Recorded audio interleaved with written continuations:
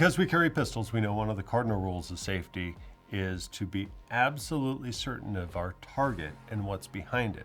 As a result, we must get positive identification on whatever target we're looking at. I think that's the inspiration behind Holosun's naming for their new pistol light, the P.ID. This is a 1,000 lumen weapon light, and it's supposed to have 23,000 candela. We'll get more into that a little bit later. It takes a single rechargeable 18350 battery, one of the shorter batteries. It clamps down with this nifty single screw, and it looks great on this Glock. The P.ID. MSRP is $135. It's got 1,000 lumens and 23,000 candela. It has a single 18350 battery, and that is rechargeable. It's rechargeable either by removing the battery out of the front of the bezel like so, or you can attach a magnetic charger. Switches are pretty standard. They're the side paddle switches, and they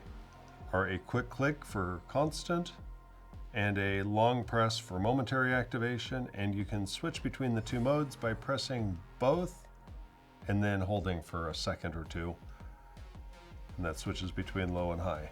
To be honest, I think the utility in a low mode on a pistol light is pretty limited, and it always leaves you guessing as to whether you're actually in low or high mode. This light that I've used, I've got some rounds off on it, and it appears to actually stay in that high mode, which is where I set it. Holosun says that this light will run for 30 minutes in high mode. So the obvious competitor to the P.ID. is the TLR1HL.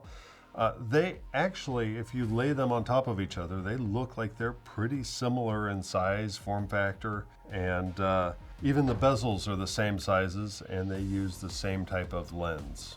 Now, the TLR1HL has 1,000 lumens, and it's got 20,000 candela, which is 3,000 in terms of spec, less than the P.ID. But instead of having a single 18350 battery, the TLR1HL has two of the CR123As. That makes the body a tiny bit wider, and while you don't see it as much mounted up on the pistol, you would see that make a difference in terms of holsters and the width of the holster around the trigger guard. The current Amazon price on this P.ID. is $119.99, so 120 bucks. This one's about 146 bucks, so $26 difference between the Holosun and the TLR1HL. So how do these two lights compare in terms of lumens? Well, max lumens, I have 1275 for the P.ID. and I have 1265 for the TLR1HL. So 10 lumens, you'd never be able to tell the difference. Now, using the ANSI Plato FO1 specs, the Holosun has 1195 and the TLR1HL has 1163. Again, you'd never be able to tell the difference. As far as lumens, they're essentially equivalent. Now, candela, on the other hand, is a little bit different. The candela reading for the Holosun is 21,590, not quite up to their 23,000 claim. By the way, I'm not really sure which Holosun claim I'm supposed to be using for reference, because the box says 22,000 candela.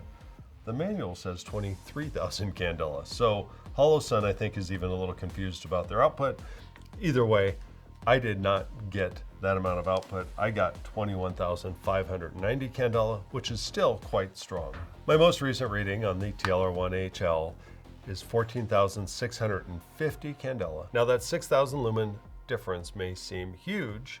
On the other hand, we did test these lights indoors at 40 feet in our warehouse space, and when I was downrange, the Holosun and the TLR1 appeared very close in terms of brightness. The Holosun was a little bit bluer and a little bit brighter, a little bit more painful, but they were both fairly painful. And when I was operating those lights, the Holosun, that bluish tint, the cool color shift, tended to shift the colors in a way that made them seem less true. Finally, we shot about 30 rounds at the range with the Holosun. I tested out both the constant and momentary activations. Constant activation worked flawlessly. Momentary activation for me did seem to have some troubles. I was not able to keep my thumb on the switch on that paddle strongly enough to keep the light activated. And at one time, it kind of flickered on and off, and I had trouble getting it turned back on. Would that be operator error? Potentially, but I do operate more than a couple of lights, and I tend to be able to run them all without major problems. I do have a bias against side press-in switches, these paddle switches. It seems like less of a natural motion for me. My thumbs want to press down rather than press inward. And maybe it's an artifact of my big fat thumbs, but I don't like pressing inward as much. It seems to be less sure. And in this case, it actually proved out to be less sure because my activation did fail me at times. I'm sure with enough training you could get on it, or you would just not use the momentary activation. You'd switch it on when you bring it up and it's on constant only. That is another way to operate this light. I will say that these serrations do a nice job of holding my thumb into place. I'm just not a fan of the switches. Let's talk about the rail clamp real quick. This clamp does a very nice job. Their screw mechanism appears solid. I think it's a steel screw and a steel assembly piece on the other side. Those go ahead and clamp down on the rail pretty well. And I feel like I can screw this down pretty good without having to worry about stripping it like some of the other parts out there that screw into aluminum and strip out their own rail clamps. And once this thing's on, it is on and it is not moving. I like that. So what are the Holosun pros and cons? The pros are the light output is good. It's got a lot of lumens. It actually exceeded its manufacturer's rating. It has a lot of candela. As a matter of fact, I think for a light that's less than $200, it's probably got some of the best candela on the market. The mounting system is good, and I do like the recharging system where I can either take it out the front or I can go ahead and charge it inside the light. As far as negatives go, the color temperature is too cool for my liking, and these switches, while they feel good just playing around with them here, when I'm operating them, if I want to use momentary, they're not that great. On the other hand, do I really need to use momentary? Probably not. Now, these switches wouldn't stop me from using the light, but they do reduce my confidence in using that momentary activation when I need it most. Now, I think it's a solid light. It wouldn't get me to change from the X300U or from the TLR1HL, but it is a nice light. The Holosun P.ID might be a good light, but it's pretty useless if you don't have a holster. So here at Werkz, we have the M6 inside the waistband holster for the Glock with the Holosun P.ID. This holster is precision fit for the version of the P.ID that does not have the laser.